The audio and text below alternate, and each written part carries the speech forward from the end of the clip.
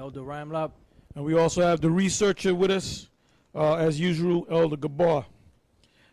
Today's topic is a continuation of the title, an in-depth focus on the tribes of Israel, or in-depth focus on the Israelites, but we're going to focus on the tribe of Ephraim and the tribe of Issachar. So the actual title is an in-depth focus on the tribes of Ephraim and Issachar. All right? And we're going to go right into it. And we got some video clips to go with the scriptures and the information that we have here. What I want to do is I want to go right to the point. Let's go to the book of Hosea. And we're dealing with the tribe of Ephraim. Let's go to the book of Hosea, the 7th chapter. Matter of fact, you know what? Start at Genesis. Genesis 49, verses 22 to 26. But start at the first verse and then jump right down to the 22nd verse.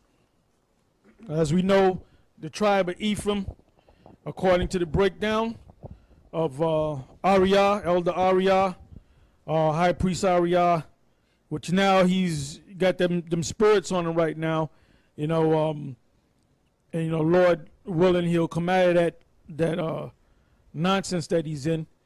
But the Most High, you know, worked on him to bring these breakdowns of these tribes out, because Abba knew that they were of the tribes, but he didn't know how to put them together. Ephraim, you know, Judah, Gad, so forth.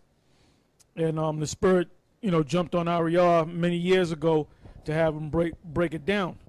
So we're just going back on it because a lot of you brothers out there, you know, you put the sign together, you know, and you say Ephraim is the Puerto Ricans and so forth.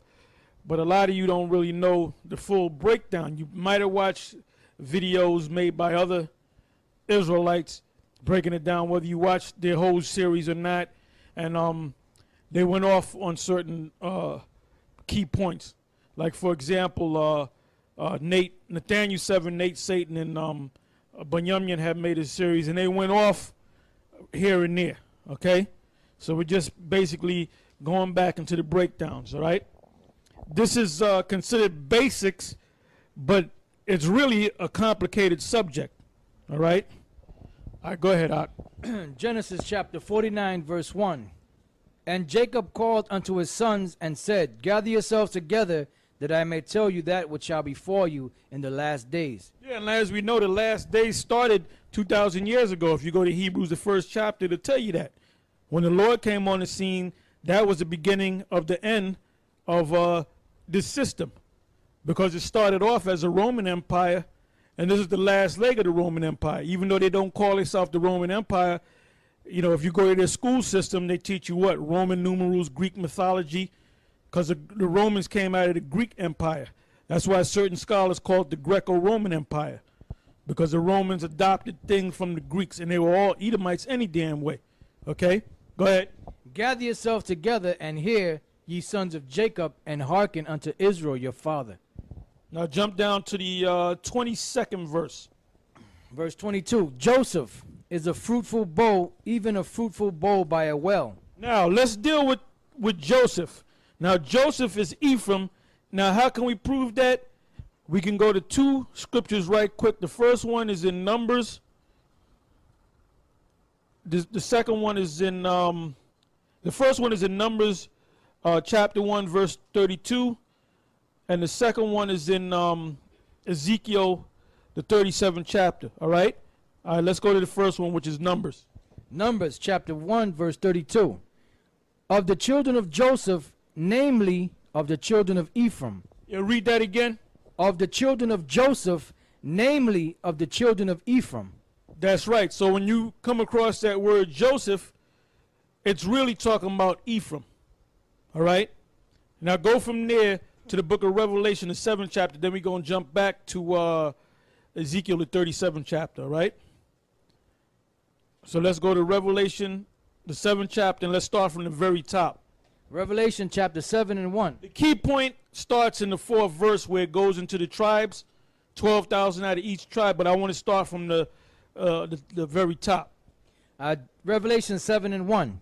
And after these things I saw 4 angels standing on the 4 corners of the earth, holding the 4 winds of the earth, that the wind should not blow on the earth, nor on the sea, nor on any tree.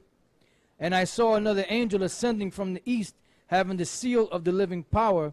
And he cried with a loud voice to the 4 angels to whom it was given to hurt the earth and the sea, saying, Hurt not the earth, neither the sea, nor the trees, till we have sealed the servants of our power in their foreheads. Now that earth that they're saying, hurt not the earth, nor the trees, nor the seas, is talking about over here in America. The angels, it's the angels' job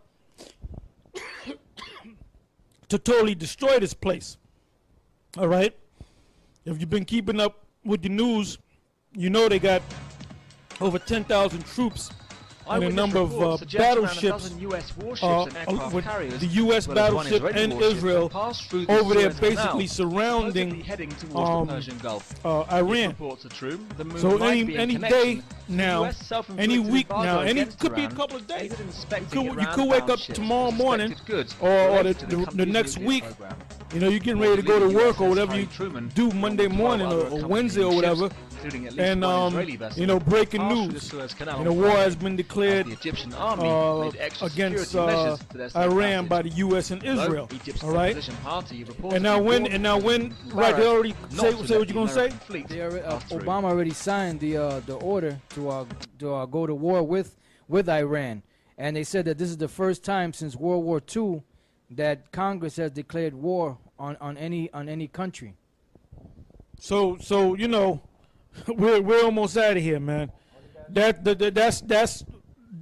basically 2 principal last prophecies, that and the chip, the mark of the beast.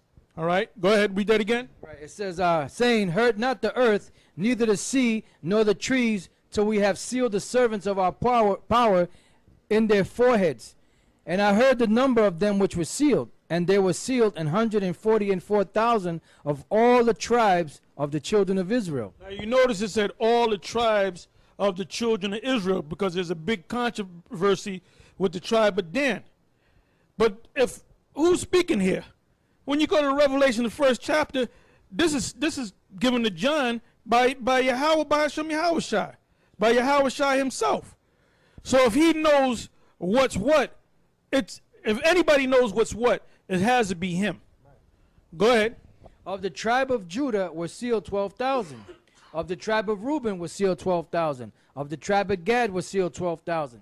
Of the tribe of Asher were sealed 12,000. Of the tribe of Naphtali were sealed 12,000. Of the tribe of Manasseh were sealed 12,000. Of the tribe of Simeon were sealed 12,000. Of the tribe of Levi was sealed 12,000. Of the tribe of Issachar was sealed 12,000. Of the tribe of Zebulun was sealed 12,000. Of the tribe of Joseph was sealed 12,000. Of the tribe of Joseph, now the brother read earlier, Numbers, the 1st chapter and 32nd verse, that Joseph is Ephraim. Go ahead.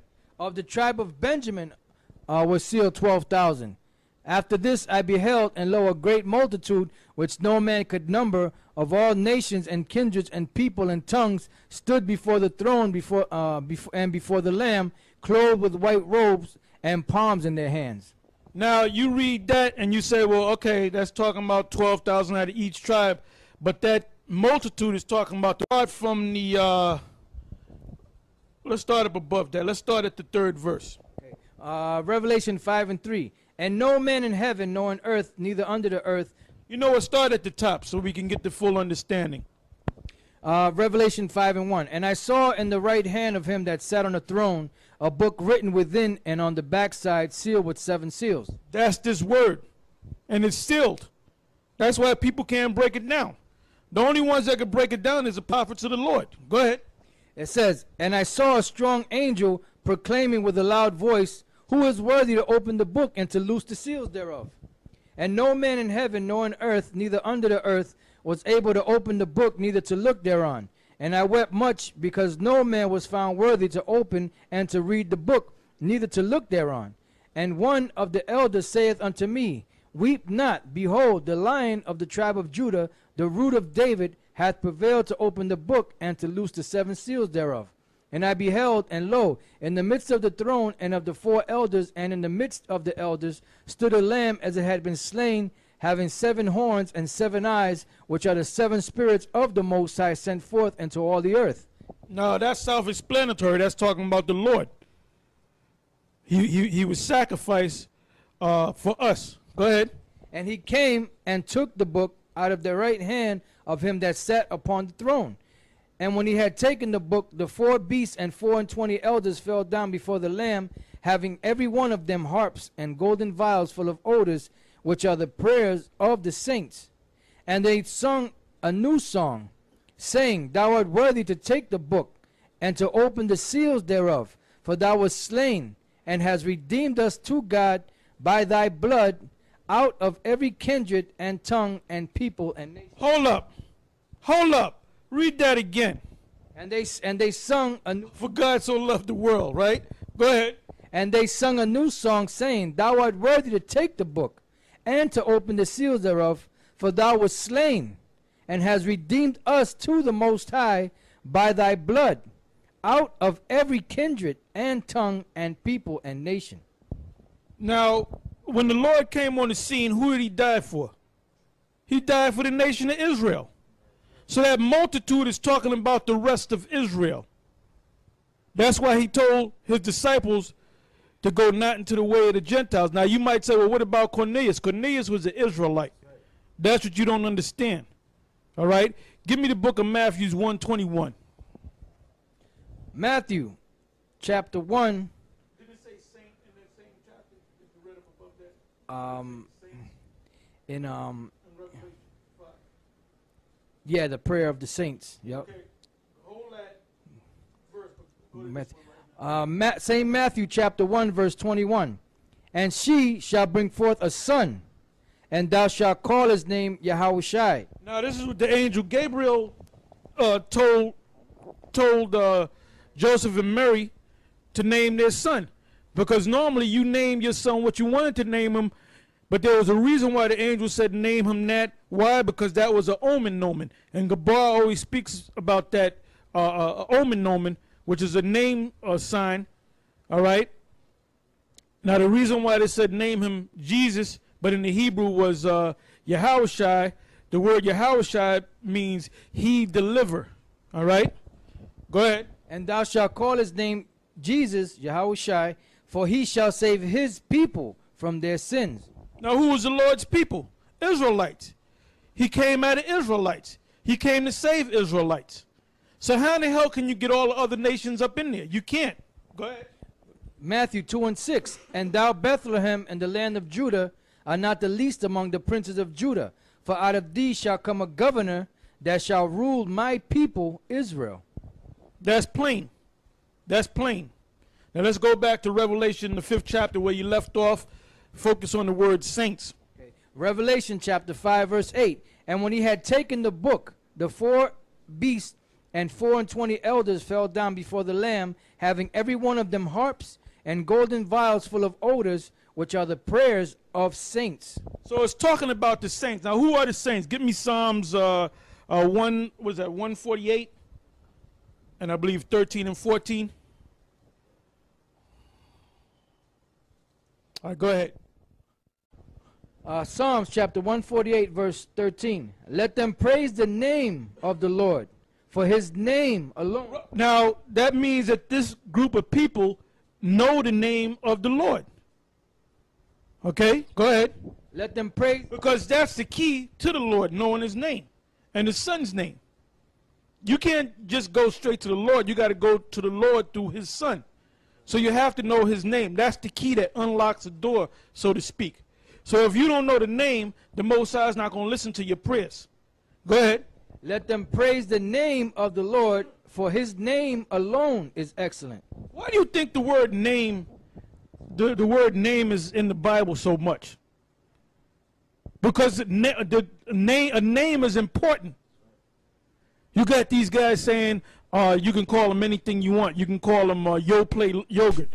You got Nate Satan teaching his people under him that the name is not important, or he's giving you the wrong name. Philosophies of the world. Yahweh, Yahshua. Go ahead. For his name alone is excellent. His glory is above the earth and heaven. He also exalted the horn of his people, the praise of all his saints, even of the children of Israel, a people near unto him. Praise ye the Lord. Now that's plain, man. So you got people that say that they'll read that verse, but yet come back and say all nations could be saved. The reason why they say that, because they're not men of, give me Amos 3 and 7.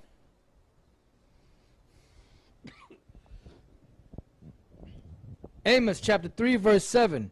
Surely the Lord power will do nothing, but he revealeth his secrets unto his servants the prophet. Yeah. And that's plain and to the point, man. That's why you guys can't get it. All right. Now let's go back to let's go back to that. Okay. Revelation chapter 7 verse 5. Of the tribe of Judah was sealed 12,000. Of the tribe of Reuben was sealed 12,000. Of the tribe of Gad was sealed 12,000. Of the tribe of Asher was sealed 12,000. Of the tribe of Naphtali was sealed 12,000. Of the tribe of Manasseh was sealed 12,000. Of the tribe of Simeon was sealed 12,000. Of the tribe of Levi was sealed 12,000. Of the tribe of Issachar was sealed 12,000. Of the tribe of Zebulun was sealed 12,000. Of the tribe of Joseph was sealed 12,000. Of the tribe of Benjamin was sealed 12,000. After this I beheld, and lo, a great multitude, which no man could number, of all nations and kindreds and people and tongues, stood before the throne and before the Lamb. Now you know what that last verse means. It's talking about the rest of Israel. Because all Israel is going to be saved. All right? Now, let's go from there back to Genesis, the 49th chapter, and the 26th verse to the 22nd verse to the 26th verse. All right, go ahead. Genesis chapter 49 verse 22. Joseph is a fruitful bow, even a fruitful bow by a well. Now, give me the blue letter, brother. Give me the blue letter. Open up another tab and give me the blue letter. And give him the verse. Genesis 49 and verse 22. Read it again. Joseph is a fruitful bow, even a fruitful bow by a well. Now we're going to find out. I know what the word means, but we're going to find out what the word bow means. All right? I read that out. Yeah, we're in the blue letter. Son, male, child, grandson, children, male and female. They went off there. Youth, young men, sons, people.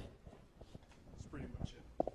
Repetition. So the word bow, now a bow is something that is like a branch that comes out of a tree. So if the tree's right here, the fruit of the tree come from the stock of the tree, I guess you can say. So in this sense, it's talking about the sons of Ephraim. All right, go ahead. This is Psalms 127 and 3. Lo, children are an heritage of the Lord, and the fruit of the womb is his reward. As arrows are in the hand of a mighty man, so are children of the youth. Happy is the man that hath his quiver full of them. They shall not be ashamed, but they shall speak with the enemies in the gate. Now let's go back to where we left off in Genesis. Genesis 49 verse 22. It says, Joseph is a fruitful bow, even a fruitful bow by a well. Now, you notice it said Joseph is a fruitful bow. Hence the name Ephraim. Because it's not talking about Joseph the man. It's talking about one of his two sons. He had two sons, Ephraim and Manasseh. Manasseh was the firstborn son. Ephraim was the secondborn son. Now, according to law and custom, the inheritance went to your oldest son. All right?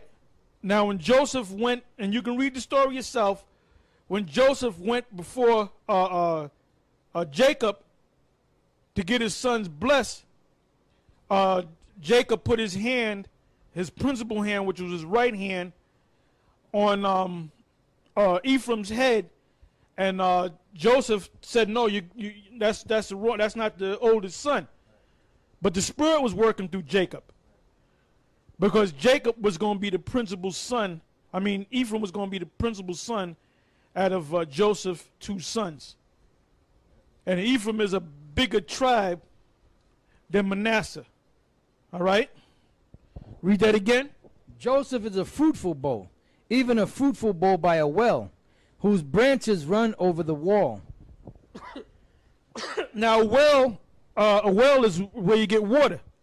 When you go down the island of Puerto Rico, there's nothing but water over there, man. Nothing but water. Nothing but tropical conditions down there. You can be homeless down there all year round and do well. You can pick the fruits off the trees. Because we got brothers in the camp that actually went to Puerto Rico. You can literally live off the land, man. All right, go ahead. Whose branches run over the wall. The precept on the branches is daughters. Right. Look up the word branches now. Look up the word branches. Verse 22, same verse. So as soon as you get it, all right. Go ahead. Yeah, the Hebrew word there for branches is, I'm going to click on it, is, bath. Yeah, they got, they got bath. Looks like bath. Yeah. Well, like Elder Tar said, it's supposed to be banaf, which is the Hebrew word for daughter. But they do have the correct definition. The word there is baf they have, but it says daughter, daughter, girl, adopted daughter, daughter-in-law. Anyway, the definition is daughter. So that bough and that branch going over the wall is talking about what? The tribe of Ephraim coming over here to the Americas. Because out of all the tribes, what you got to understand is Judah was already over here based upon slavery. The first major tribe to come over here of the rest of the tribes were Ephraim. Now I know that the 40s, maybe even the 30s, right? The mid 30s, into the 40s, on up until the 50s and 60s, you had Puerto Ricans coming up here to the Americas, long before the Brazilians, the tribe of Asher, long before Issachar, long before these other tribes as a bulk. And then maybe around the 60s you had Issachar coming up here, but then again you had a lot of Issacharites living over there in the west too, because Mexico is right under California. But the major tribe that came to the Americas and bulk was Ephraim, outside of Judah. All right. All right. It says whose branches run over the wall. Whose branches run over the wall. It's talking about they left Puerto Rico to come to America to have a better life. All right. Go ahead. The archers have sorely grieved him. The archers is talking about Esau, the so-called white man, first in the form of the conquistadors, which means the conquerors, which at first came from Spain. Then when you came over here, you caught hell over here, man. Now let's go from there to the book of Hosea, the 9th chapter and the 13th verse.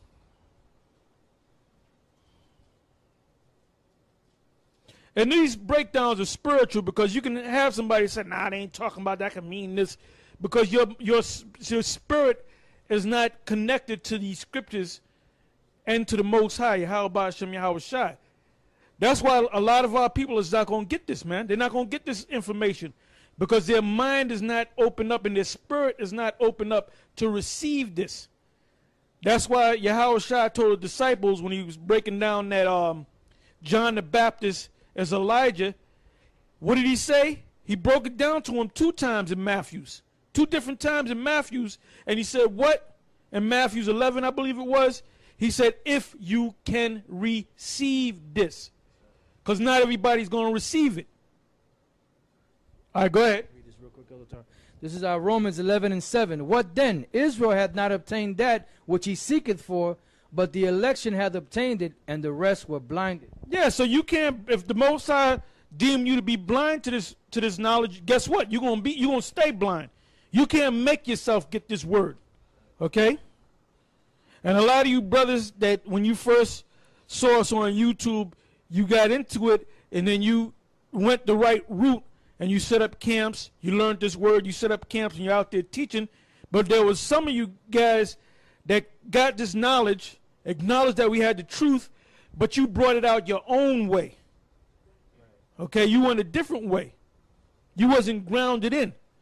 So you got some of those guys that are bucking up against us now because they didn't go through the straight gate. Okay, go ahead. Hosea chapter 9 verse 13. Ephraim, as I saw Tyrus, is planted in a pleasant place. Puerto Rico is a pleasant place. Go ahead. But Ephraim shall bring forth his children to the murderer. Now that's plain.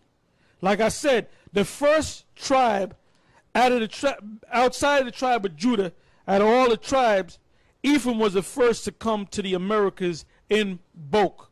Just like Judah came to the Americas, was brought over here against his will, and to serve him in America in bulk, Ephraim was the same way. Okay? Because you have Ephraimites that were born in Puerto Rico that refer to the Ephraimites that are in the Americas, mainly New York, because a lot of Ephraimites came to New York. A lot of Ephraimites went to Chicago, certain major cities, to get work. Now you got Ephraimites that moved down to Florida. You got a lot of Ephraimites down there in the South. You got a lot of Ephraimites living in Pennsylvania, man. Okay? But the Puerto Ricans, the so-called Puerto Ricans that were born in Puerto Rico, they refer to the Puerto Ricans up here in New York as New Yorkers. Like you're really not Puerto Ricans. It goes back to what? Judah looking at the tribes in the Gentile state of mind, for lack of a better word, you're not our people. They actually have relatives, man. You actually have cousins that live down in Puerto Rico. You have the same blood relatives, but them cousins, your same blood, they say, well, you're really not a Puerto Rican. Well, how can you really not be a Puerto Rican when you're actually blood cousins? Okay? All right, go ahead, Ak. Verse 14. Give them, O Lord, what wilt thou give them? That's all I wanted. Okay, that's all I wanted. Now let's go back to Genesis 49. What verse did we leave off in? 23. The archers have sorely grieved him and shot at him and hated him. That's talking about Esau. Whether you call you're referring to Esau over here in the Americas, or whether you're talking about the Edomites during the time of the conquistadors coming over here or going to the islands, they all hated the tribe of Ephraim just like they hate the tribe of Judah. Go ahead.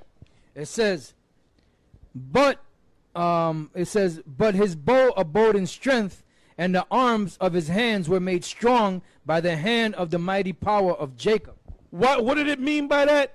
Them Edomites wanted to get that gold. That's why they call that land Puerto Rico, rich port, because they wanted to kill off all the Ephraimites, the tribe of Ephraim, so they can get that gold and they can get that land. But the Most High blessed them. Part of their blessing was to be fruitful. That's why the word Ephraim, the tribe Ephraim, means fruitful. They're going to have a lot of children. All right? From thence is the shepherd, the stone of Israel, even by the power or the God of thy fathers, by the Almighty, who shall bless thee with blessings of heaven above, blessings of the deep that lieth under, blessings of the breast and of the womb. The blessings of thy father have prevailed above the blessings of my progenitors, unto the utmost bound of the everlasting hills. They shall be on the head of Joseph, and the crown of the head of him that was separate from his brethren. Right. The separate from his brethren is talking about starting with Manasseh and so forth. All right? Now let's go from there. What verse did you just read? Verse 26. Okay, that was verse 26. Did you finish verse 26? Okay, now let's go from there to Hosea, the 7th chapter, and we're going to read the whole chapter. Go ahead. Hosea chapter 7 verse 1. When I would have healed Israel, then the iniquity of Ephraim was discovered, and the wickedness of Samaria. For they commit falsehood, and the thief cometh in, and the troop of robbers spoileth without. That's some Edomites, like I said earlier. Go ahead. And they consider not in their hearts that I remember all their wickedness. Now their own doings have beset them about. They are before my face. They make the king glad with their wickedness, and the princes with their lies. They are all adulterers, as an oven heated by the baker, who ceaseth from raising after he hath kneaded the dough until it be leavened. In the day of our king the princes have made him sick with bottles of wine. He stretched out his hand with scorners, for they have made ready their heart like an oven, whilst they lie in wait. Their baker sleepeth all night, in the morning it burneth it. Now let's go back to he stretched out his hand with scorners. Go ahead. All right, it says, in the day of our king, the princes have made him sick with the bottles of wine. He stretched out his hand with scorners. The bottles of wine is talking about these philosophies. The number one philosophy that they drunk on is Roman Catholicism. Heavy. Okay? Go ahead. For they have made ready their heart like an oven, whilst they lie in wait. Their baker sleepeth all the night, in the morning. Go back to scorners. Okay. In the day of our kings, the princes have made him sick with bottles of wine. Roman Catholicism, number one. Go ahead. He stretcheth out his hand with scorners. He stretches out his hand with scorners. That's why you don't see too many Ephraimites in the camp, man. It's a rare thing that you see Ephraimites in the camp. You see some of them starting to come in now. But a lot of times when we're speaking, right, you might see a Jake or Edomite buck up against what we're saying. Then some simple-ass Ephraimite will come up and he'll join hands. Yeah, them guys ain't right. We got to love every damn body. That's what that's talking about. Go ahead. Because they love the hell out of Caesar. They love Caesar more than Caesar loves his damn self, man. Go ahead. For they have made ready their heart like an oven, whilst they lie in wait. Their baker sleepeth all the night. In the morning it burneth as a flaming fire. They are all hot as an oven, and have devoured their judges. All their kings are fallen. There is none among them that calleth unto me. Right, if I may say this. Yeah, they ain't calling unto the Lord, man. They're calling unto Caesar Borgia. Go ahead. Well, that was it. They call on the Caesar. They don't call on the Most High, because they believe, because they kind of look a little close to what Caesar Borgia looks like. They want to call on that name. It says Ephraim, and I mean I have to say is my mother had that damn picture of Caesar Borgia's up on a wall, and I happened to go over there one day, and she had an old picture of me, when I was like younger, like a teenager. She had the picture all inside of the picture of Caesar, and I said, "Mom, why you got my picture with the devil?" She said, "Ay Dios mío." And then when I went back there again the next time, the picture was gone. Just Caesar Borgia's picture was up. Ephraim, because she said, "The hell with my son. I'm gonna continue to love Jesus." She ain't gonna tell you that, but that's why she, Yeah, that's right. Ephraim, he hath mixed himself among the people. Ephraim, he has mixed himself among the people. Them Ephraimite women, they love them damn Edomites, man. And them Ephraimite dudes, they love them damn Edomites, especially if you got blonde hair and blue eyes. And then Ephraimite women, they love to bleach their damn hair, man. All right? Hey, I'm sorry. Well, these are experts right here. We got two experts that actually Ephraimites. All right? Go ahead. Hey, like my pops, right? My pops, one time, because my pops, he's a Taino, right? So he came to me. He said, yeah. He said, man.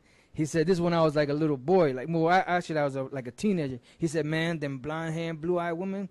He said, actually, he just said blonde hair women. He said, wow. He said he loved them damn Edomite looking women, man. Because my mother, she has like dark hair. She's like, she's fair skinned like me. She has, I think her natural color of her hair is black, but she would always dye it blonde, basically because of my father. It says, Ephraim, he hath mixed himself among the people. Ephraim is a cake not turned. Right, so that basically what that means is like you cook a pancake or a cake on one side, but you don't flip it. The one side is going to be dark, and the other side is going to be light. And that's how the tribe of Ephraim is. You have some dark and some light, because not all the tribe of Ephraim is light skinned. You know, you did have Judah and Benjamin that went down in there that actually mingled in among the rest of Ephraim. That's where you got some that are dark skinned, but you have some actual Ephraimites that were dark skinned before Jake even got there. Then when the conquistadors came, when they mixed with the conquistadors, that's why you had some. Well, let's bring it out the right way. When them conquistadors was raping them and killing them. But that's when they started getting lighter, and then some of the darker Ephraimites, they started getting with the lighter women, and then that's with a whole big mix. Yeah, because they hated their black skin. And then another thing, if you're a dark Puerto Rican, the lighter skinned ones shun you, man. You know, like you got a curse on you. I know that for a fact. All right. Yeah, that's just like Jake up here. You always had the dark skinned Jakes fighting against the light-skinned Jakes. It's the same thing down there. Ephraim, he hath mixed himself among the people. Ephraim is a cake not turned. Strangers have devoured his strength, and he knoweth. The strangers is the so-called white man, Esau. Go ahead. It says, strangers have devoured his strength, and he knoweth it not. Yea, gray hairs are here and there upon him, yet he knoweth not. That's right. There was one time I was speaking on Fordham Road years ago, and I was breaking down the tribe of Ephraim. Because up there on Fordham Road, you have a lot of Ephraimites, right? So we would always kind of go into the breakdown of Ephraim, because we had Ephraimites in front of us. So there was one guy, grown Ephraimite dude, so he was listening to the scriptures, right? And you can see he was smirking about it. And then when I got to that verse right there, gray hairs are here and there upon him, and he had gray hairs here and there upon him. And when I read that, his eyes popped open. And I said, Poppy, you tell me you're not an Ephraimite? And he kind of stood there, but eventually he walked down the street. All right? Go ahead. And the pride of Israel doth testify to his face. And that's us. We testify to their face, tell them that you are of the tribe of Ephraim. And they buck up against it. Remember we read about the part about the scorners? They join their hands with the scorners? Go ahead. And they do not return to the Lord their power. No, they want to go back and worship Caesar, man. And there's one Ephraimite woman. We was on Wall Street, right? And we've been all over the place. I've been all over the place. I've been to so many different places speaking, out on the highways and the byways. Unlike some of you cats out there, we used to go to Wall Street Gabar, you was with me and other brothers. We used to go out there 4 times. The Most High freed us up at one point where we didn't even have to work, because people kind of, people that would listen, they would kind of give money, so we were kind of making money that way. So we didn't have to work at a certain point. We were blessed on that level, and we were going out like 4 to 5 days a week. So all during the week we would go out, and then on the weekend we would go out, right? So I was speaking to this Ephraimite, the older Ephraimite chick, came by, and I was basically cursing everybody out, and then she bucked up, and I cursed her out, and she said, "What are you doing with Jesus?" I said, "You said this is Jesus?" I said, "Let me tell you what I think about this Jesus." And I slammed the thing on the ground, and the bitch almost caught a heart attack, man. She looked like Fred Sanford, man. Well, as soon as I threw that thing, she said, "I ain't it was me."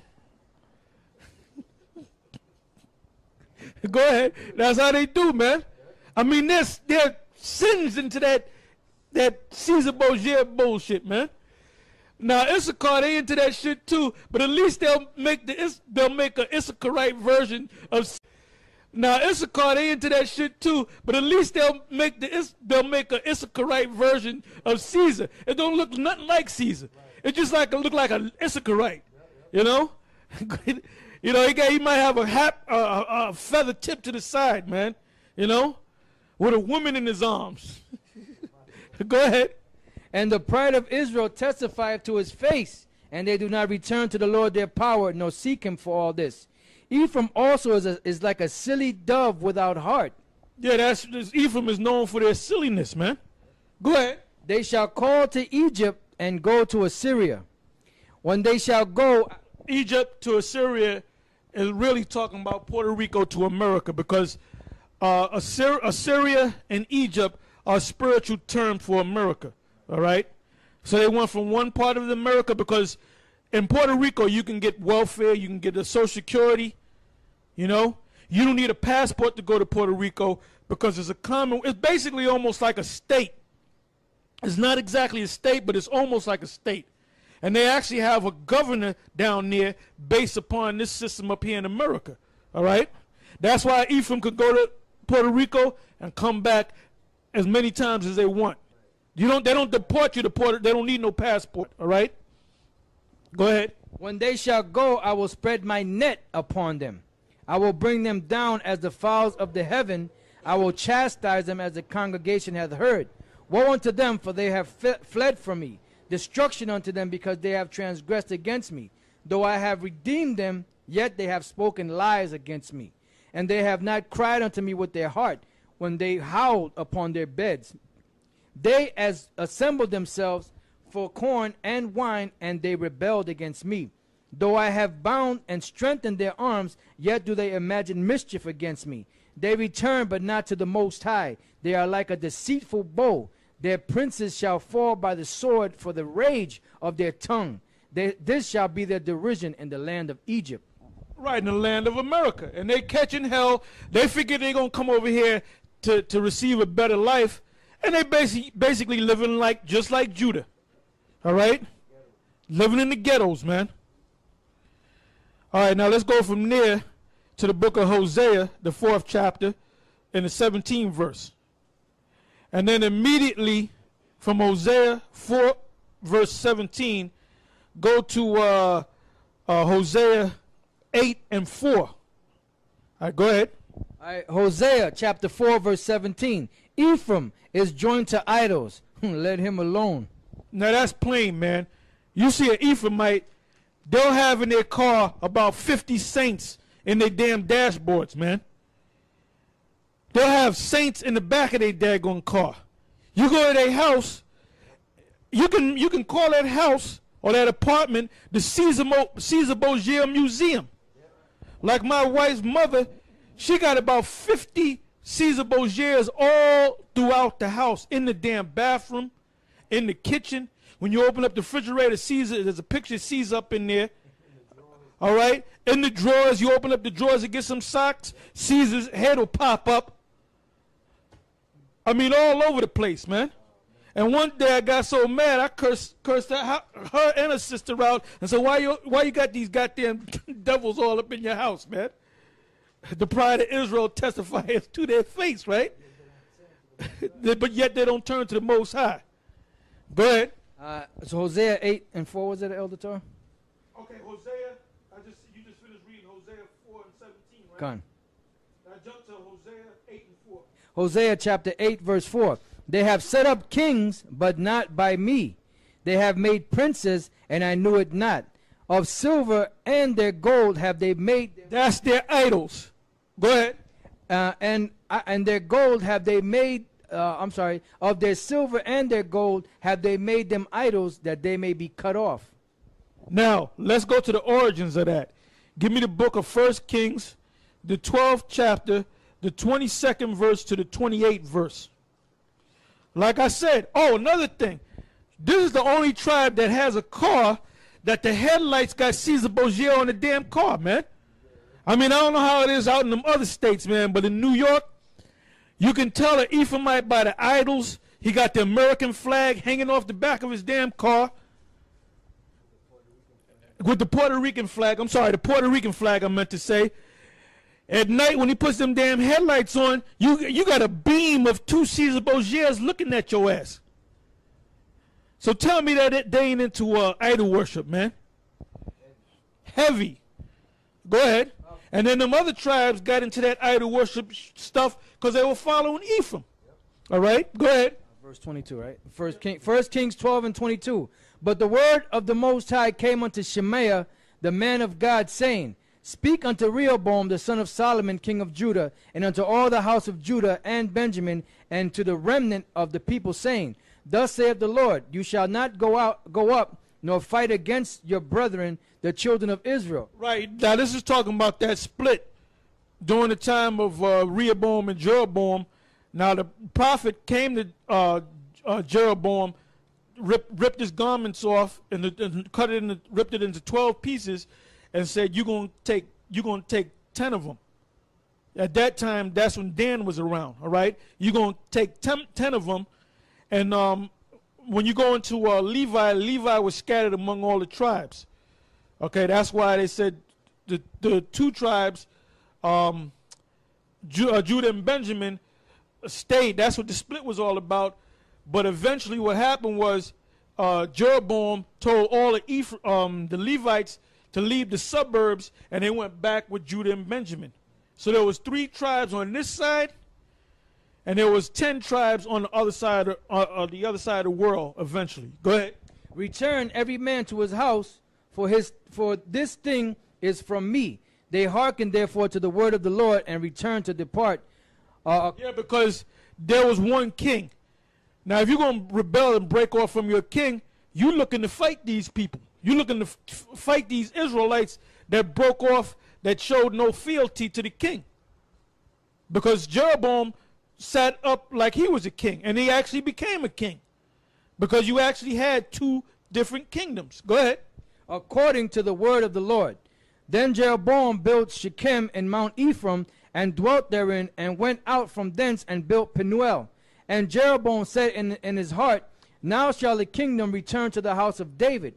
If this people go up to do sacrifice in the house of the Lord at Jerusalem, then shall the heart of this people turn again unto their Lord. Right. So he was set up to take them away from Rehoboam, which was the son of Solomon. And he was saying, you know what, I got to do something quick, because they might get back in order and go back to following the line of David, King David, and go back to worshiping the Lord. So this is what this guy did. Go ahead. Then shall the heart of this people turn again unto their Lord, even unto Rehoboam, king of Judah, and they shall kill me, and go again to Rehoboam, king of Judah. Whereupon the king took counsel, and made 2 calves of gold, and said unto them, it is too much for you to go up to Jerusalem. Behold, thy gods, O Israel, which brought thee up out of the land of Egypt. And he set the one in Bethel, and the other he put in Dan. Now, did you hear that? Now, when you go back to the story of the exodus of Israel leaving Mizraim, or Egypt, as they call it today, they had took gold and they had made one golden calf. All right? So you know the story about that. So that shows you when they left Egypt and they was in the wilderness for 40 years, all of them had died off, and their children lived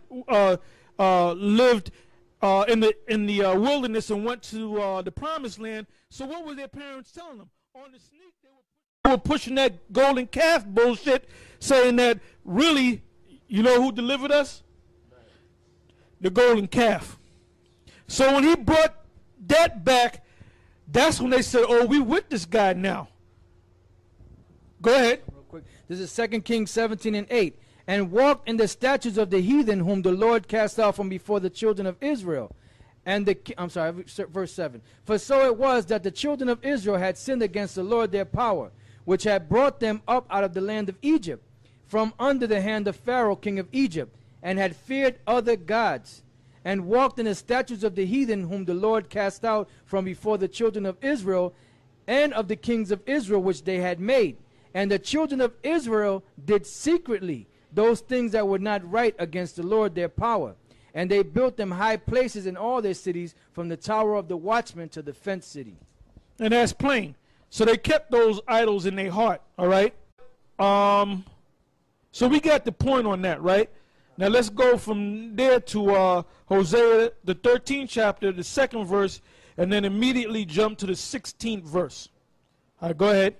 Hosea chapter 13 verse 2. And now they sin more and more, and have made them molten images of their silver, and idols according to their own. Right, the 2, that's how Jeroboam got them, with those 2 golden calves. Go ahead.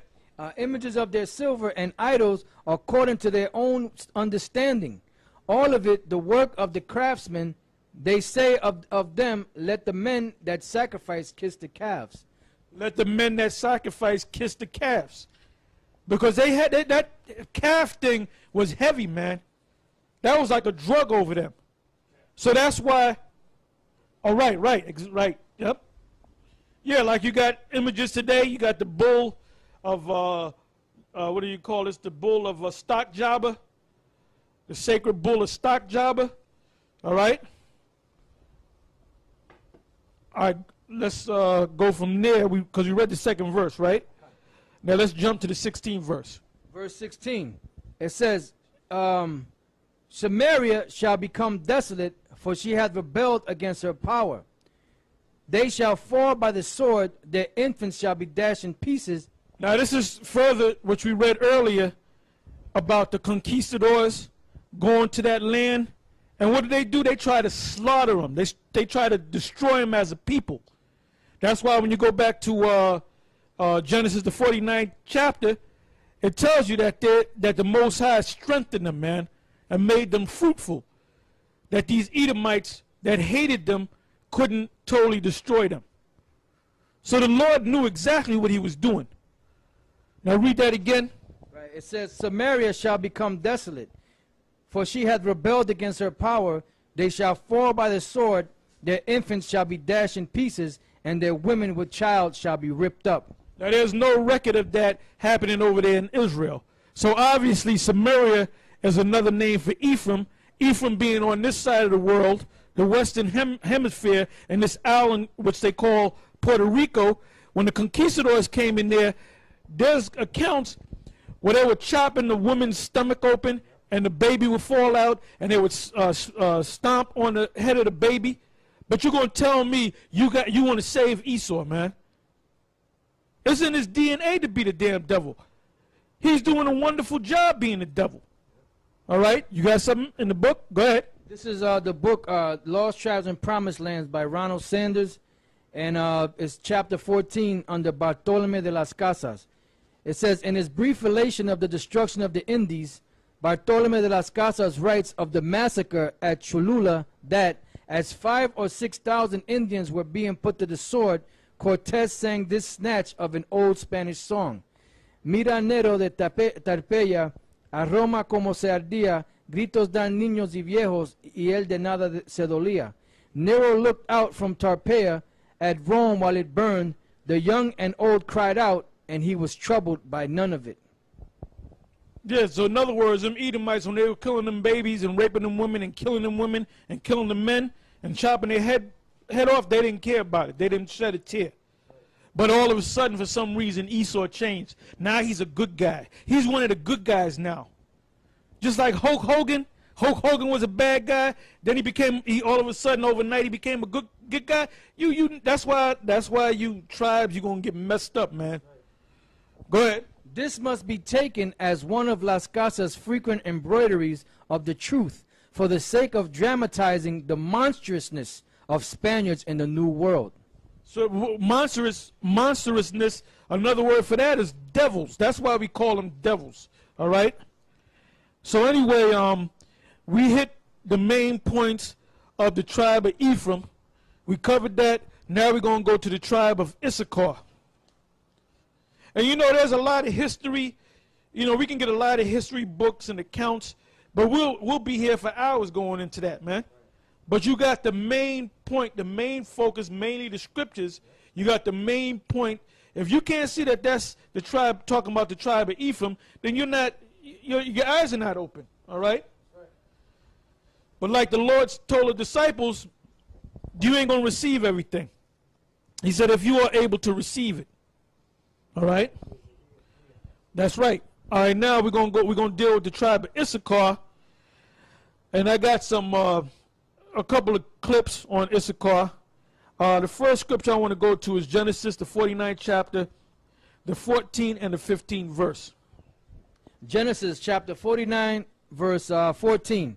Issachar is a strong ass couched down between two burdens.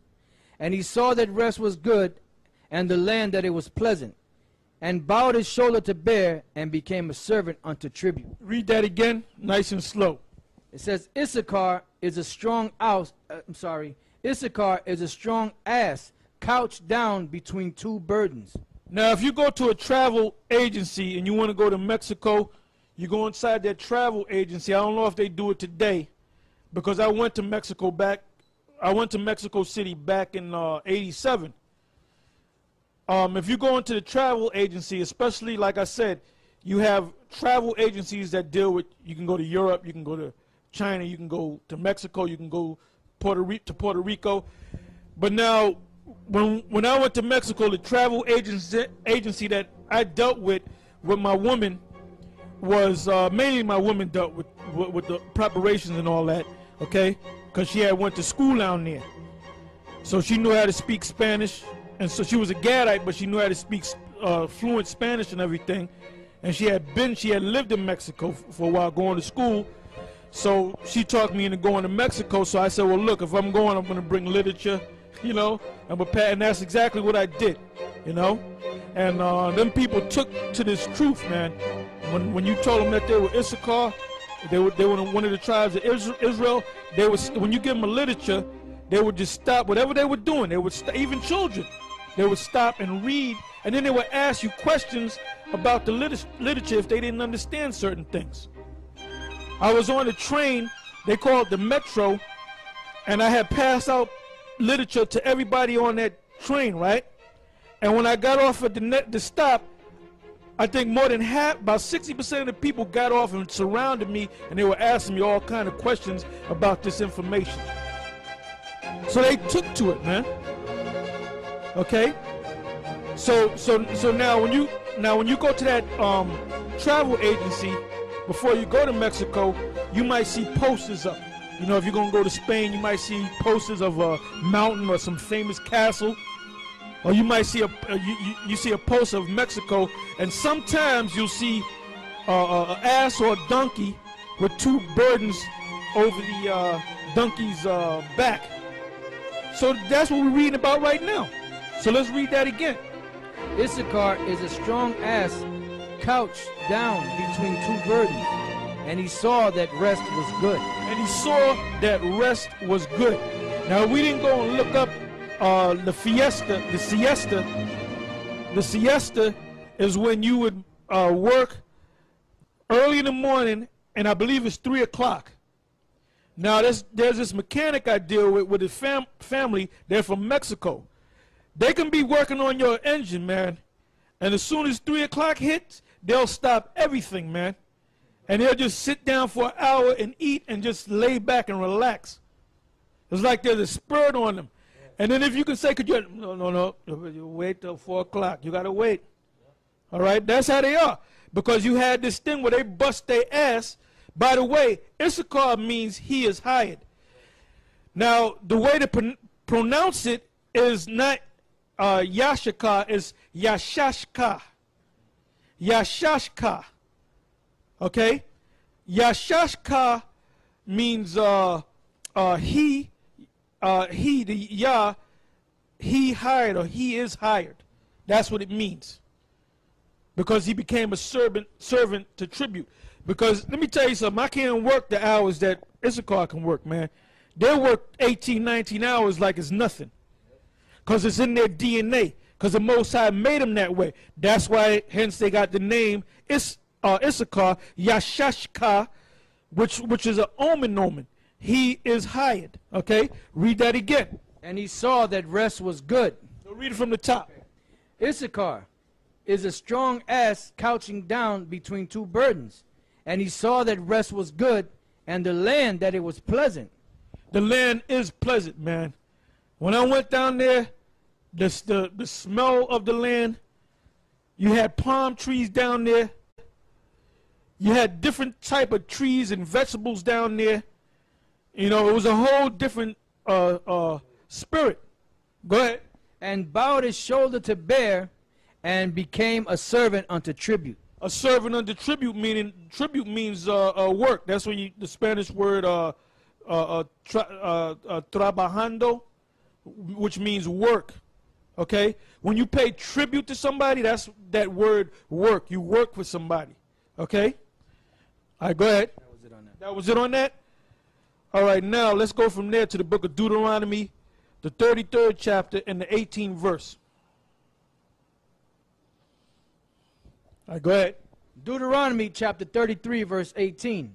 And of Zebulun he said, Rejoice, Zebulun, in thy going out, and Issachar in thy tents. They shall call the people unto the mountains. There they shall offer sacrifices of righteousness, for they shall suck of the abundance of the seas and of the treasures hid in the sand. Read that last part again, the middle. Okay, it says, there they shall offer. Read the part where it goes into Issachar. Okay, it says, and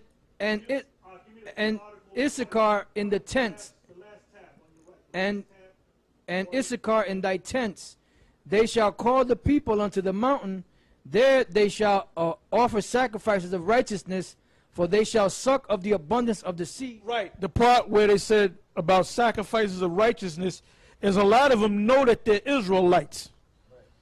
You run into enough of Mexicans, they'll tell you they know that they're Israelites. Now the reason why they know that they were Israelites, because I had the article, but I don't have time to really bring it out, but you can look it up for yourself, that during the time of the conquistadors, you had a lot of Spaniards and Moors, which were Israelites, come to Mexico. And then they would marry Mexican women, they would intermarry with them, and they would bring their custom of being an Israelite or the Torah. So you had mixed families where you had Issachar marrying among the real Israelites and some so-called Jews. So they were actually praying to the Most High. They were following Torah. Now, years ago, back when Yaquad was still living, I'm talking about back in the early 80s, he actually had an article where it was showing you that there was a group of Issacharites that actually take out the Torah and they do the Torah blessing and they keep the Passover. But I was trying to find that article and I couldn't find it. It's an old article. But if you do enough research, which I have found an article on the web, it tells you back in the 1500s and the 1600s, you had a lot of Israelites from Spain that came over here to the Americas, mainly Mexico. All right? Go ahead. It says, and Issachar in thy tents.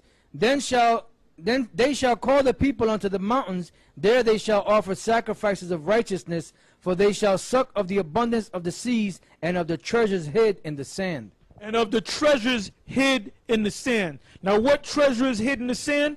That Esau known about this back in the 1800s. I'm going to let the brother read this part of this article.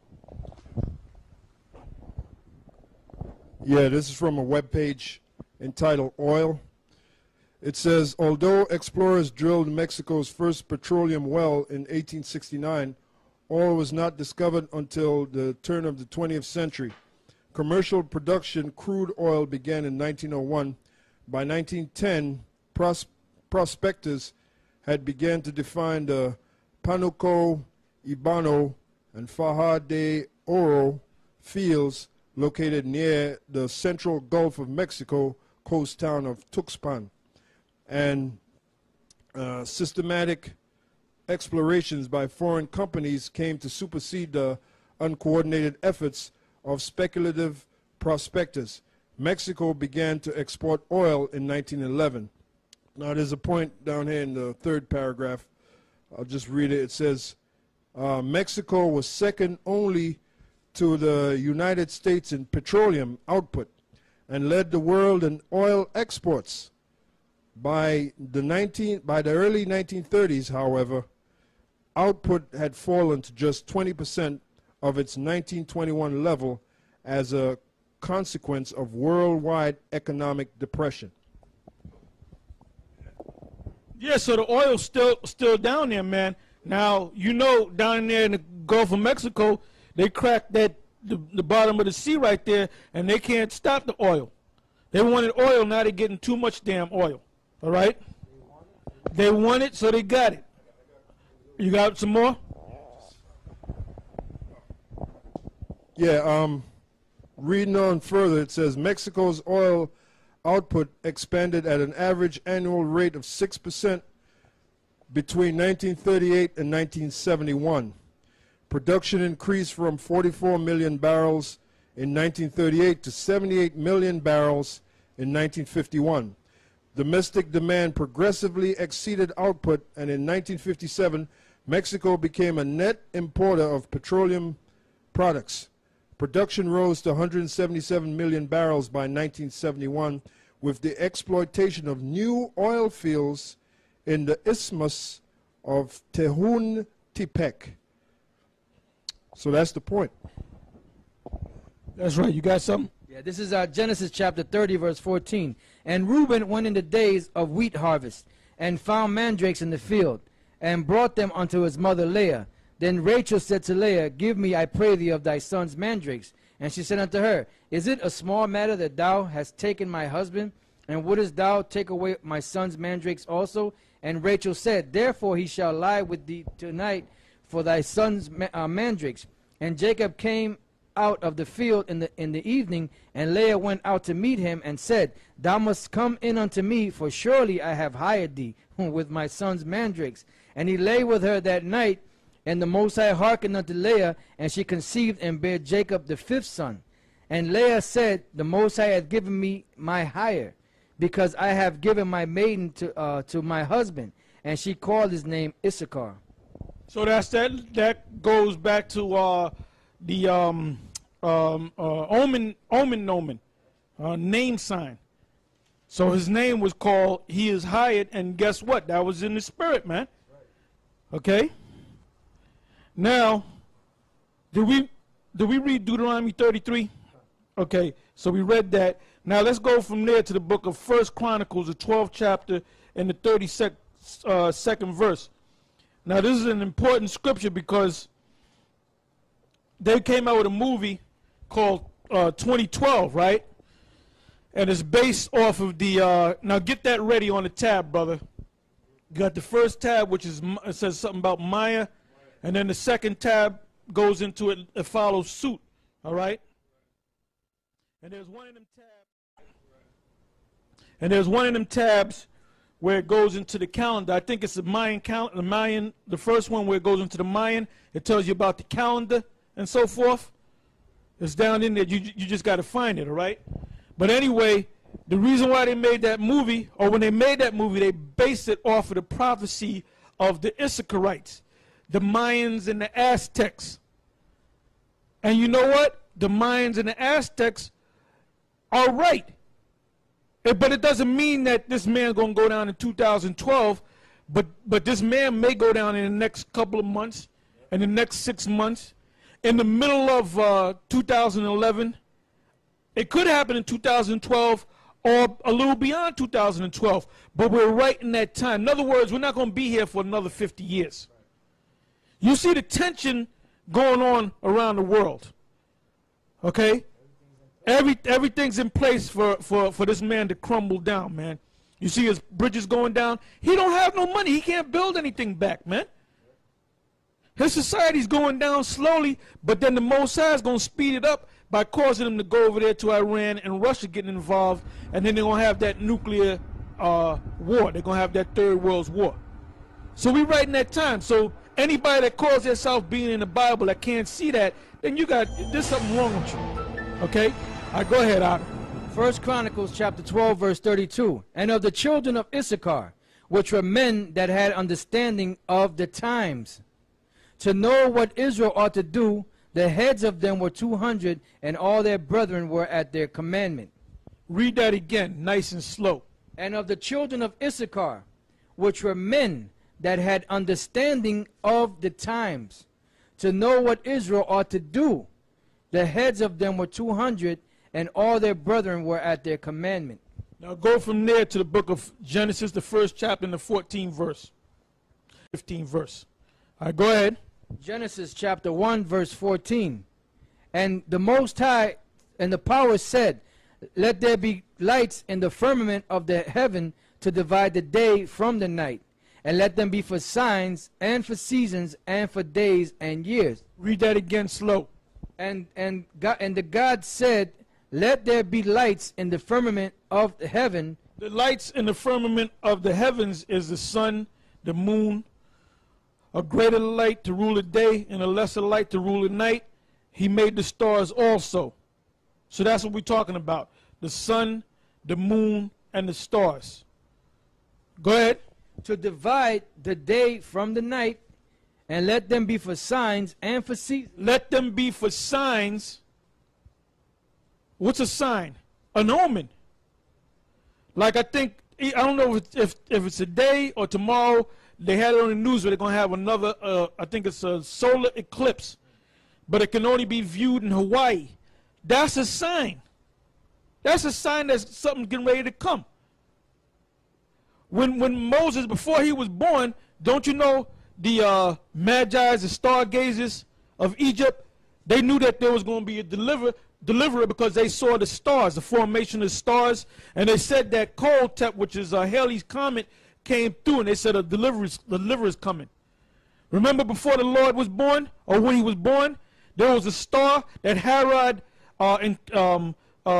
kept in contact with the company of wise men about the star.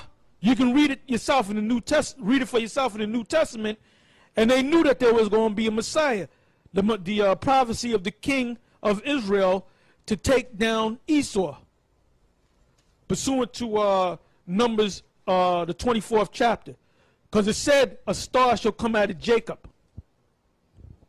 So they knew about the stars, that the certain formation of stars or comets or eclipses. When the Lord was put on the cross, was not there darkness for the space of, I believe it was 3 hours? And it was what, 3 o'clock? I believe it was from 3 o'clock to 6 o'clock. Because they said it was the 9th hour, right?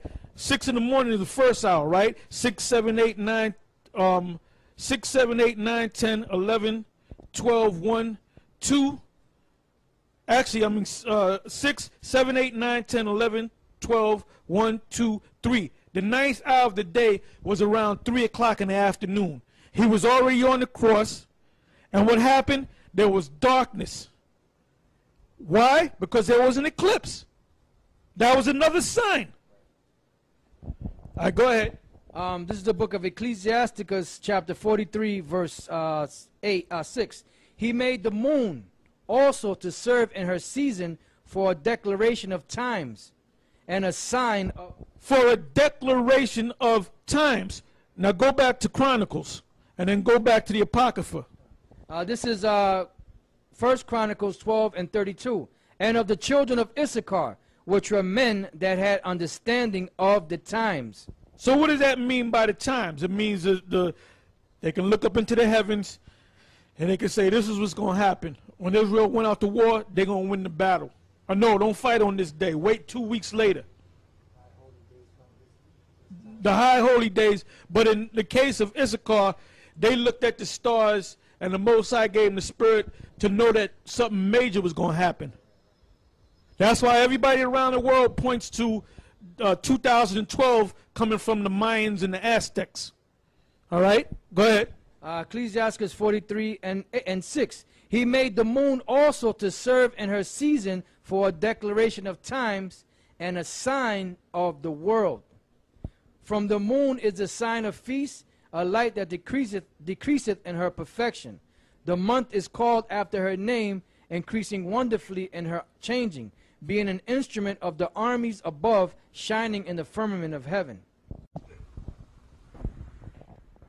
Yeah, there's a couple of photos. This is on the Teotihuacan webpage from Wikipedia. It says, view of the Avenue of the Dead and the Pyramid of the Sun from the Pyramid of the Moon. And then when you scroll down, there's another picture. It says, and the view in the other direction from the Pyramid of the Sun. Should I go to Maya? Go to Maya. All right. Now, I'm going to go to Maya. I had, well, yeah. Yeah, I got something of interest to you, too, to tie into what you just read, dealing with the observations. The tribe of Issachar, also known as the Mayans, and their observation of the sun and the moon and whatnot. This is under Maya in the Wikipedia. It's under notable constructions. It says observatories. The Maya were keen astronomers and had mapped out the phases of celestial objects, especially the moon and Venus. Many temples have doorways and other features aligning to celestial events. That just backed up what you said about how they could look up in the skies and know certain events were coming. Round tables often dedicated to Kukulkan, and perhaps those most often described as observatories by modern... Can I say something? Yep.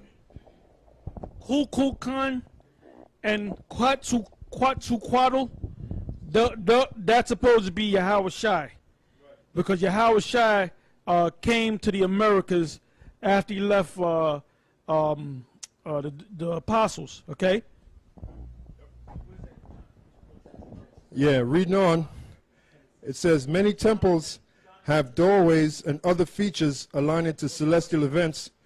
Round temples, often dedicated to Kukulkan, are perhaps those most often described as observatories by modern ruined tour guides, but there is no evidence that they were so used exclusively, and temple pyramids of other shapes may well have been used for observation as well. Now, if we scroll down, we go to mathematics. This is dealing with the calendar.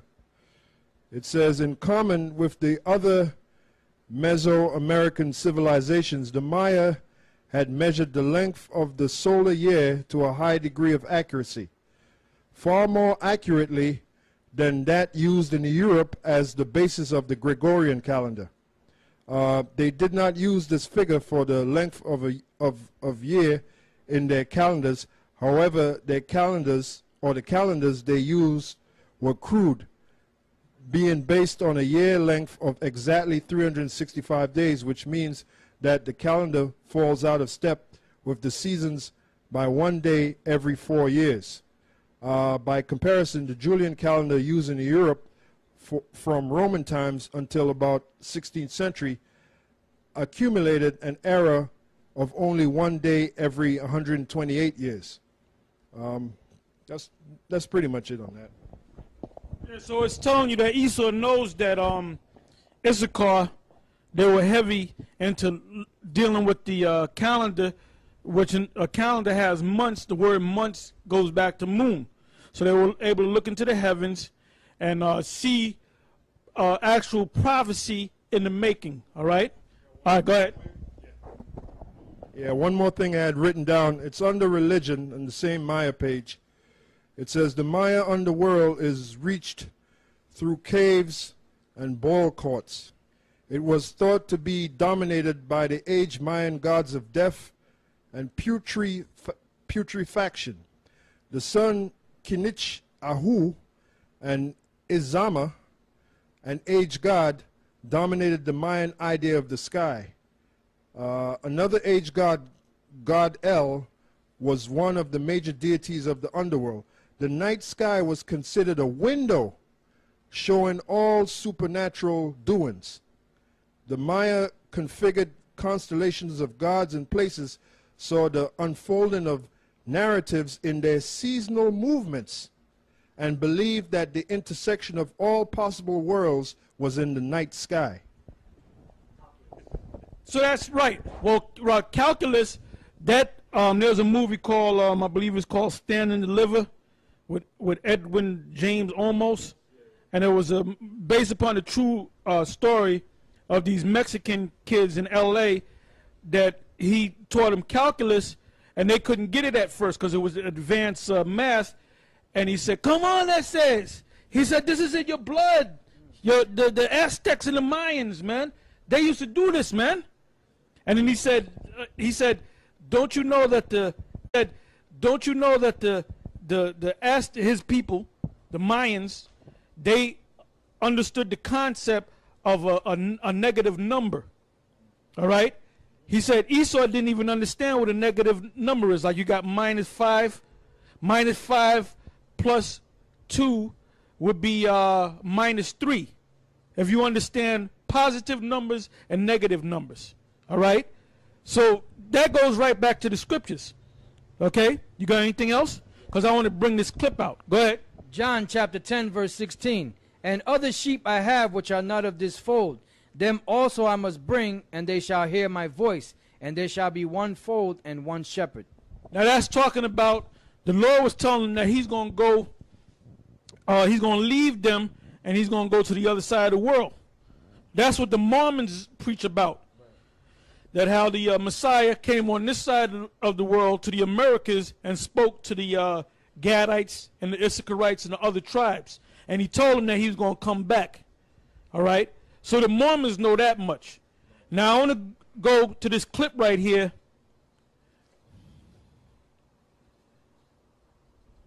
And this is what Esau has to say about the whole Mayan calendar and so forth, 2012.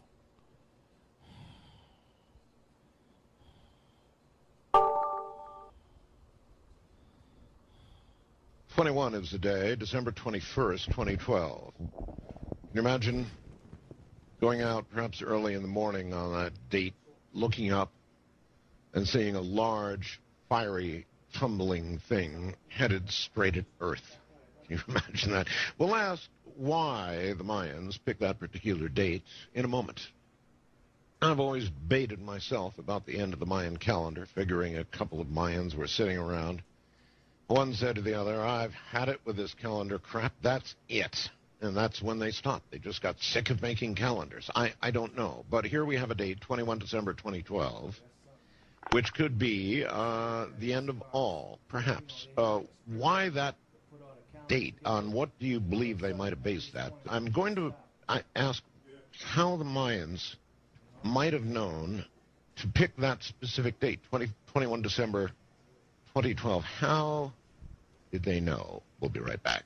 You believe all this is a recurring cycle of destruction, yes? I think we have to be open to the possibility that it's a recurring cycle of destruction, because that's precisely what the ancient myths say, that there is some dark danger that visits the earth periodically over long periods of history. It may go away for thousands and thousands of years. It may be completely forgotten.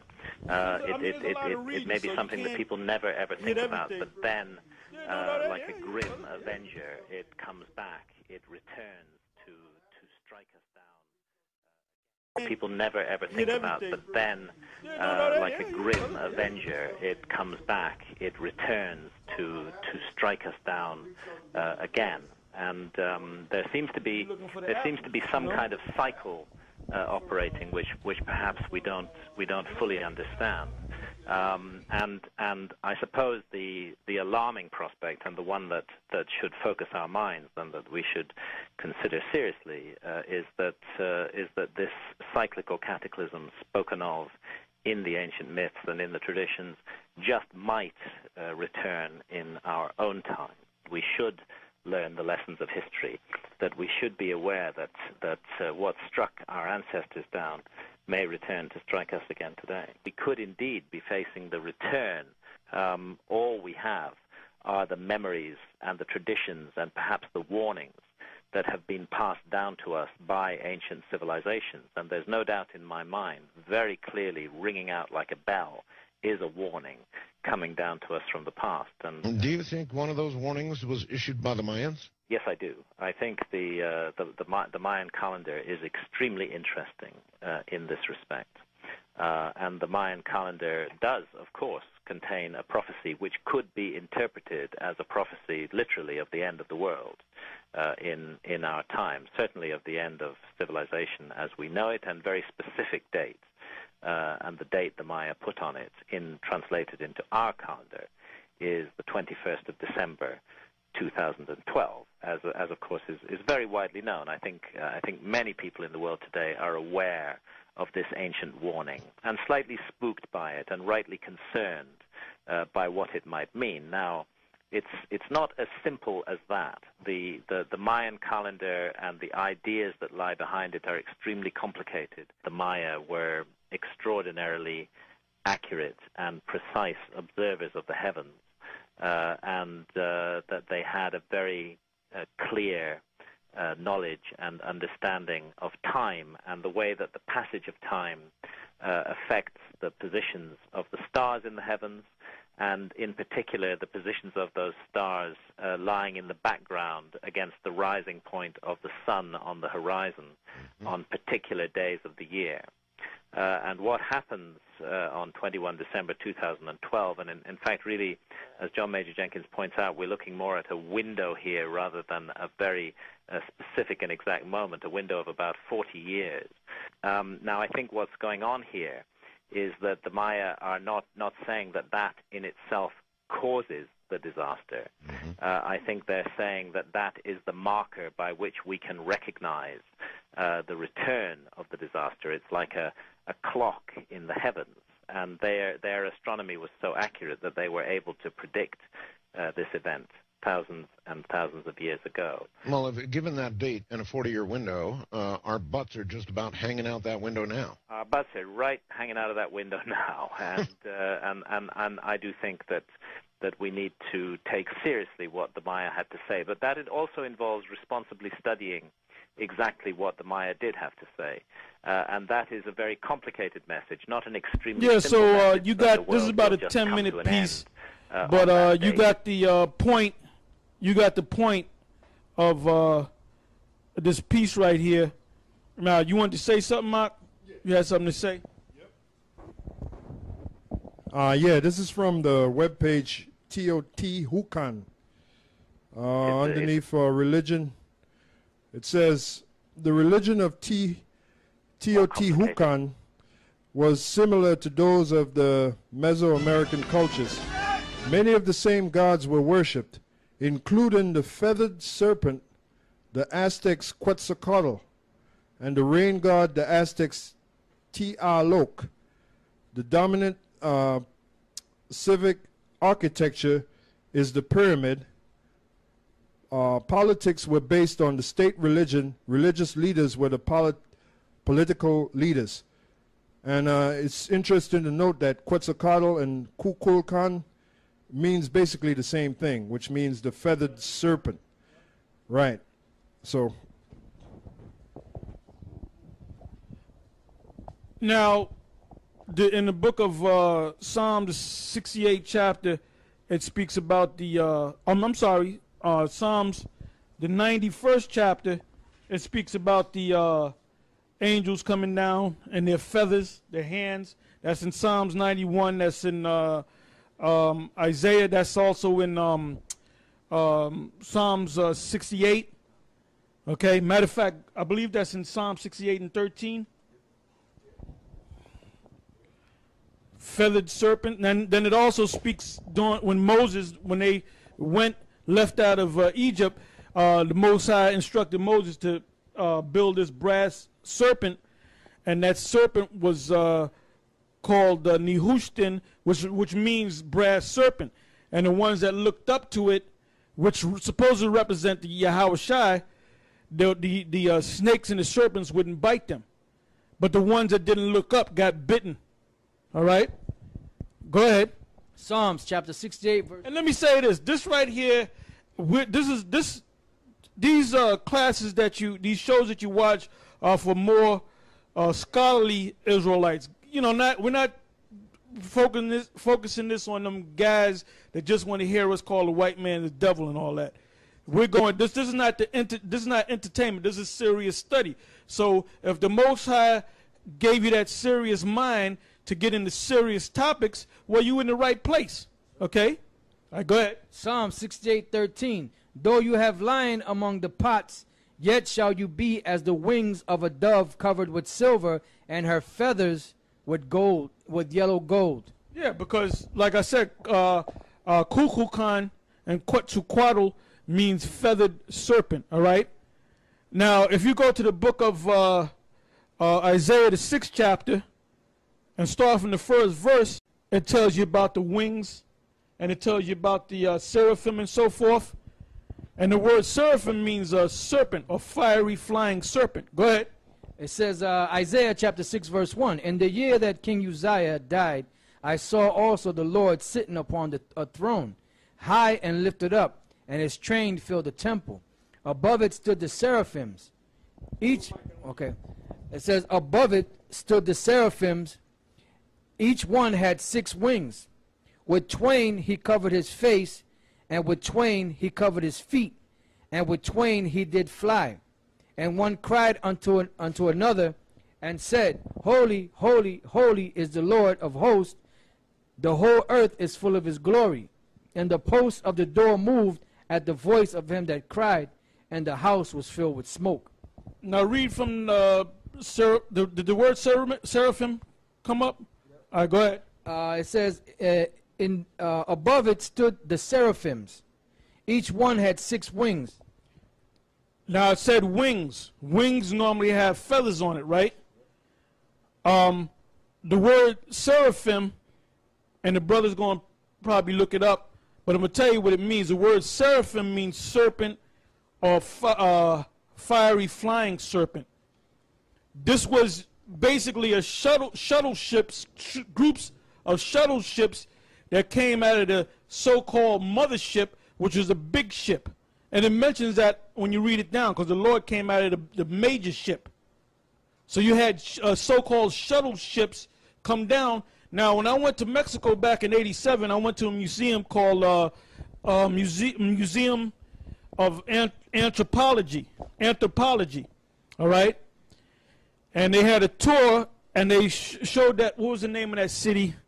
I forget the name of the city that they built where they founded Mexico. There was a prophet or a priest that said, look, when you see the eagle eating the snake, that's where the city's going to be built. And they built the city right there. That's where Mexico City, that was the center of the rest of Mexico, where Issachar dwelt. So in Mexico City, they have a museum called, and it was opened back in I believe it was '64. I went there in '87. That's a famous museum. Now, there's a section of that great city back before Esau came on the scene. And the tour guide said, look,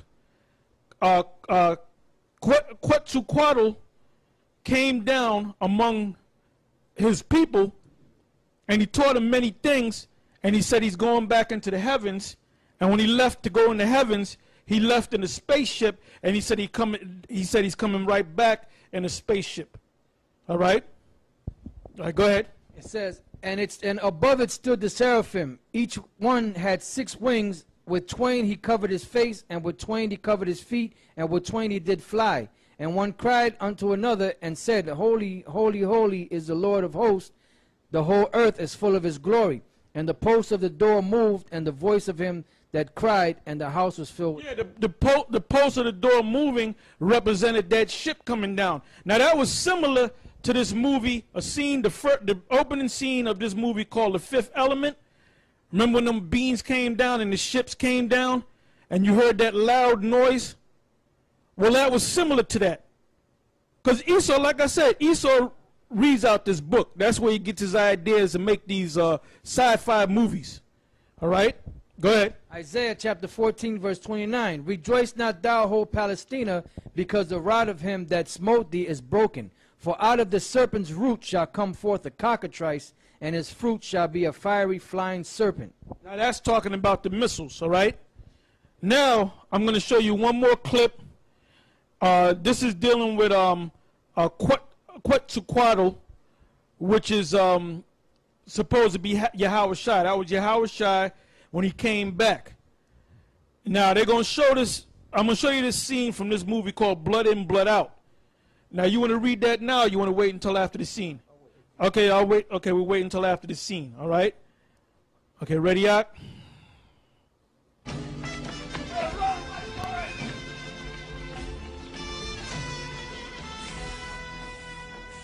Órale, mijo.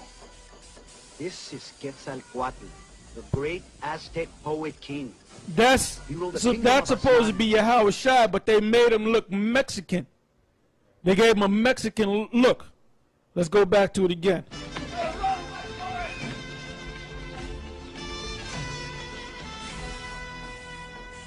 Órale, mijo. This is Quetzalcoatl, the great Aztec poet king. He ruled the kingdom of Aztlán that was from Mexico all the way up here to Califas. Sexy mamazota. Canipas is the Americans. I'm gonna teach you all about Aslan, because this vato's coming back someday to reclaim the Raza's kingdom. Yeah? Pero why do you put my initials on? Because you helped me, say we did it together, carnalito. ¿Qué hubo? Here you go. All right, so let's come back. Let's come back. Now, this is what I want you to go to. Go to the last, I think it's the last tab where it goes into Quetzalcoatl. That's Quetzalcoatl? Okay, right. That's what I want you to get. All right, go ahead.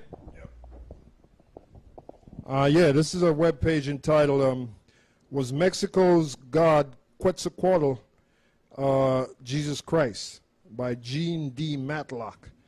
Over 40 years ago, I discovered I could use linguistics to prove the Hindus. It goes into a lot of mess. Scroll down, there's a key point. I don't know if this paragraph. Hold on, Bob. Yep. Okay, this right here. Right here. Okay, all right. Quetzalcoatl himself wore a robe lined with crosses. The idols in the interiors of the temples where he was worshipped were crosses, as well as the paintings on the wall. The Borgia Codex shows Quetzalcoatl and other humans crucified with him. I will just present in this article those of Quetzalcoatl and children, and you'll see the pictures, the Borgia Codex. The Borgia Codex was named after the Borgia family because they were the ones that commissioned the conquistadors to come over here to the Americas. They were a part of the whole damn thing, man.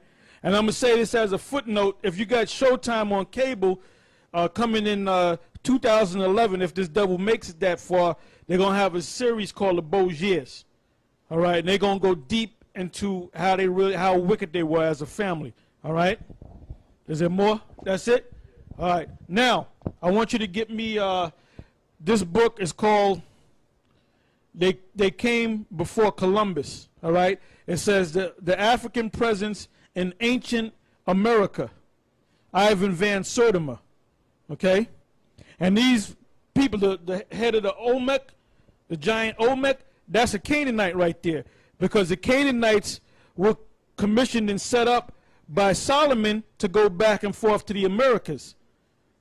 Because Israel didn't go back and forth to Americas, but they knew that the Americas were here, but they had the Canaanites go back and forth, which were later called the Syro-Phoenicians. And they were known for their navigable skills and so forth. All right? Now, go to that point. All right, this is chapter 5. So, you know, the more we do these shows and bring out this truth, these Edomites can't mess with us, man. We have too much information in the Bible and different documents and so forth. And it's all coming together. And more people are waking up to the fact that they're Israelites. All right? And more people are waking up to the fact that who the so-called white man is, he's an Edomite. And more people are becoming more spiritual and trying to figure out this Bible, and they're stumbling. A lot of them people, they don't come out and tell you, but a lot of them people come on our sites, them Edomites and stuff, and they be watching our videos. All right, go ahead. This is chapter 5 on page 73. It's called Among the Quetzalcoatls. The Quetzalcoatl of the Mexican Valley documents was never blonde or fair, as stated by the friars, but virtually always pictured as black-bearded, and in illustrations had his face painted black. So that's plain, man. So now, like I said, the brother read that paragraph right there, and it mentioned the Borgia Codex. The Borgia family knew about the tribes being over here, and the Borgia family, we believe, is reincarnated back as the Rothschilds. So if the Borgias had that information back there, what you think they know now? They know that we're the Israelites. They know that the Most High is getting ready to raise us up, man. You got anything else, brother? I may have something, but I got to check it out. Okay. Because we're going to close it out because we gave y'all, we don't want y'all to choke off this information. Go ahead. First Maccabees 3:48, and laid open the book of the law, wherein the heathen had sought to paint the likeness of their images. And that's plain and to the point. All right? And I don't know if the brother has anything of importance. But if he doesn't, okay, it'll probably be the next show, all right? But y'all brothers and sisters, brothers out there, and some of you serious sisters, the few of you serious sisters, you know, take heed to this knowledge, man, you know, because we're dead serious about this knowledge. And that's why you see so many videos out. You know, you got a lot of guys out there that make videos getting on other guys, and the woman look like that, and she called me, and I try to get with her. This is not, you can do all that bullshit, but we're going to give you straight knowledge, man. We're going to give you straight knowledge. Okay, you want to get serious knowledge? There's only one place to come to dealing with the nation of Israel. That's us. Not because we figured this thing out, but because Yahweh Ba'ashem Yahweh Shai gave us the spirit to figure this thing out. He gave us the spirit to break these scriptures down. And like I said, we're that close to the end of this man's society. All right? So with that, I'm going to say shalom. Shalom.